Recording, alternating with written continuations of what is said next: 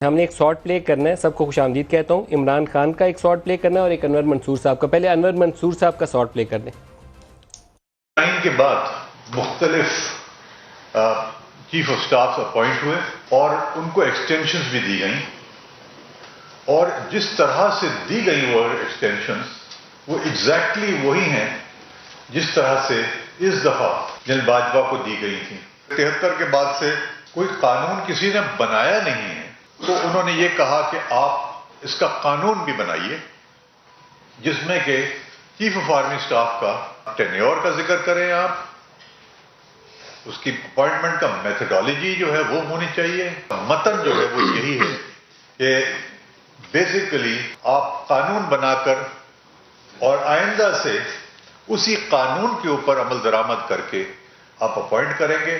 Unfortunately चूंकि कभी किसी ने उसका कानून बनाया ही नहीं था, ये अनफॉर्चुनेटली कभी किसी ने कानून बनाया ही नहीं था। तो नदीम अफजल चंद साहब, ये चीज़ अभी अभी प्रेस कॉन्फ्रेंस के वक्त एहसास हुआ, पहले नहीं एहसास हुआ?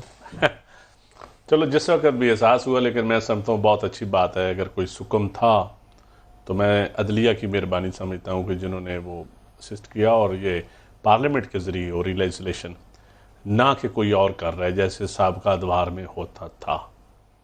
आज पार्लियामेंट के अंदर लेजिस्लेशन भेजी है, तो यही डेमोक्रेसी होती है, यही रूल ऑफ लॉ होता है। इस पे तो खुशी की बात है, इस पे कोई परेशानी की बात ऐसी नहीं है। आपको जो लीगल टीम की इनकॉम्पिटेंस है खुल के अयान नहीं हुई?